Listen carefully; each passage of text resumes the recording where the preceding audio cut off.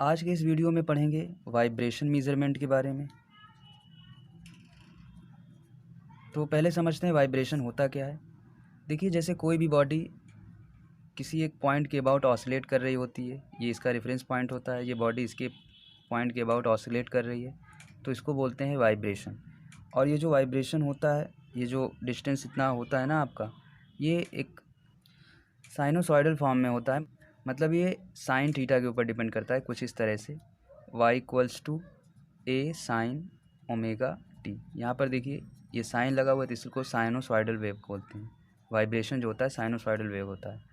ये हो गया आपका डिस्प्लेसमेंट, किस तरह से चेंज हो रहा है।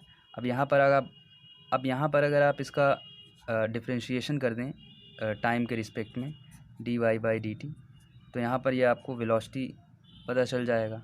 वेलोसिटी को आप दोबारा टाइम के रिस्पेक्ट में डिफरेंशिएट कर दें तो आपको एक्सीलरेशन मिल जाएगा।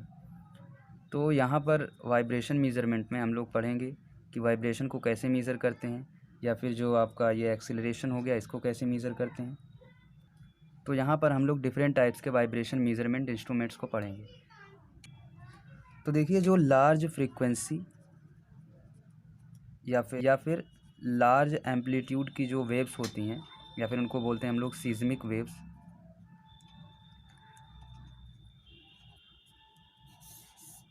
इसके वाइब्रेशन को चेक करने के लिए यहाँ पर हम लोग सीज़मिक एक्सेलेरोमीटर का यूज़ करते हैं। देखिए, सीज़मिक एक्सेलेरोमीटर, इसका प्रिंसिपल क्या होता है और ये डिफरेंट टाइप्स का होता है, उनको पढ़ेंगे। तो पहले इसका प्रिंसिपल पढ़ते हैं, ये कैसे काम करता है। यहाँ पर देखिए एक सीज़मिक मास होता है, इसको बोलते हैं सीज़मिक मास। ये डैम्पर से और स्प्रिंग से कनेक्ट होता है। यहाँ पर कुछ इस तरह का ये डैम्पर लगा होता है और ये वॉल से कनेक्टेड होता है,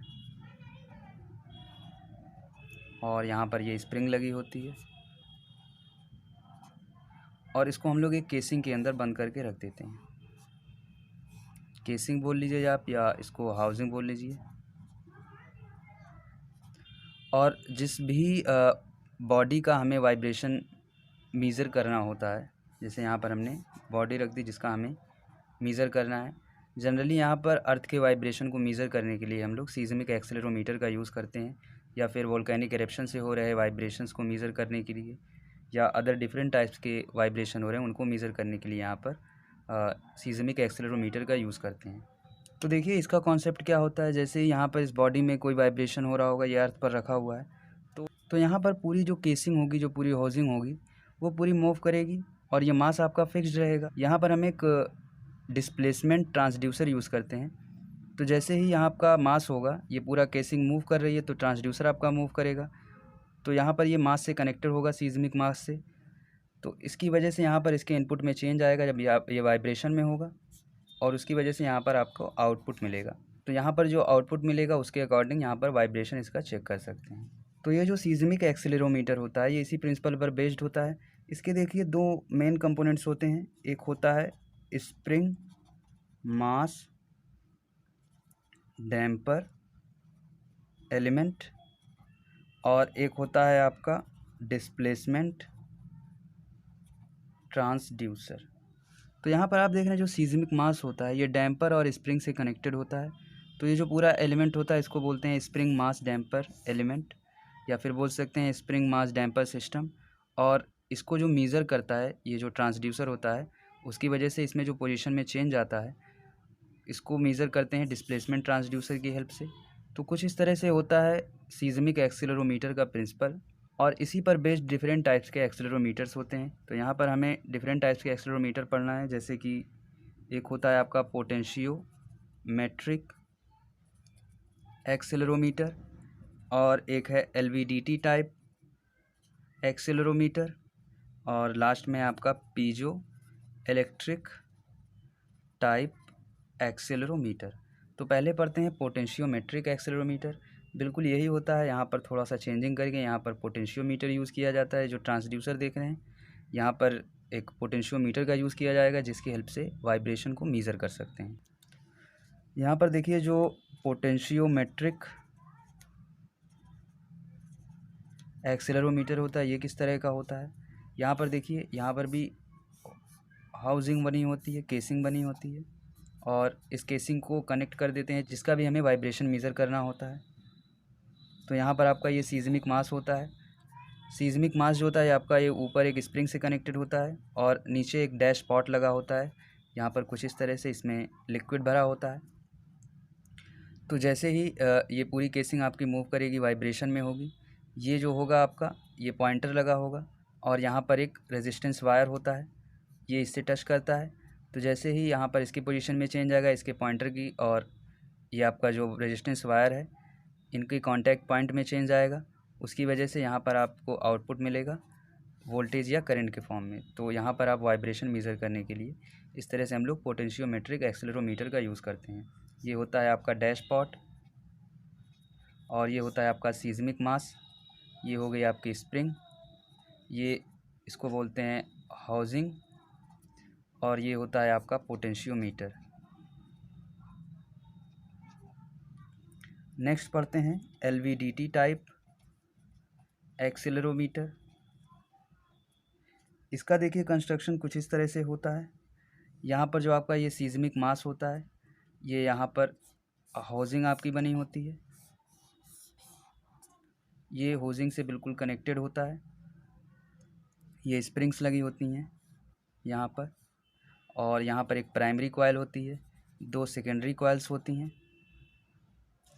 जो कि कुछ इस तरह से कनेक्टेड होती हैं। इसका ये वाला सिरा इससे कनेक्टेड होता है, इसका ये वाला इससे, और ये कुछ इस तरह से। यहाँ पर ये आपको आउटपुट मिलता है, यहाँ पर आप इनपुट प्रोवाइड करते हैं एसी के फॉर्म में, यहाँ पर एसी वोल्टेज दिया जाता है।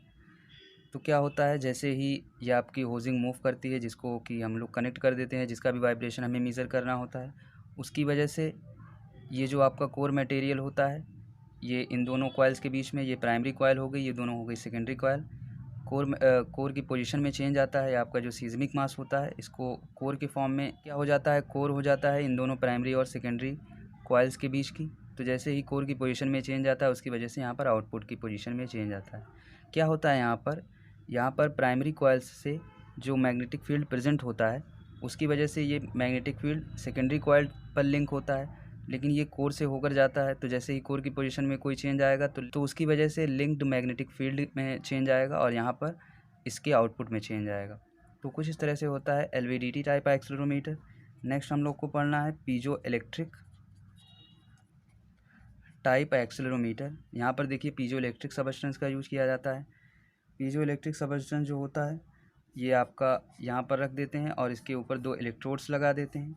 ये आपका हो जाता है पीजो इलेक्ट्रिक मटेरियल, और इसके ऊपर हम लोग सीज़मिक मास रख देते हैं। यहाँ पर जैसे ही सीज़मिक मास वाइब्रेट करता है, उसकी वजह से ये पीजो इलेक्ट्रिक मटेरियल में करंट जनरेट होता है, और यहाँ पर 2 इलेक्ट्रोड्स लगी होती हैं।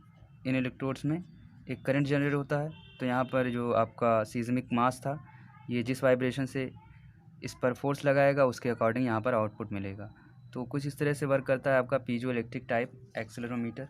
तो आज की इस वीडियो में हमने पढ़ लिया सीज़मिक एक्सेलेरोमीटर के बारे में, और इनके डिफरेंट टाइप्स को पढ़ लिया, जैसे कि potentiometric accelerometer, LVDT type accelerometer और पीजो इलेक्ट्रिक टाइप एक्सेलेरोमीटर।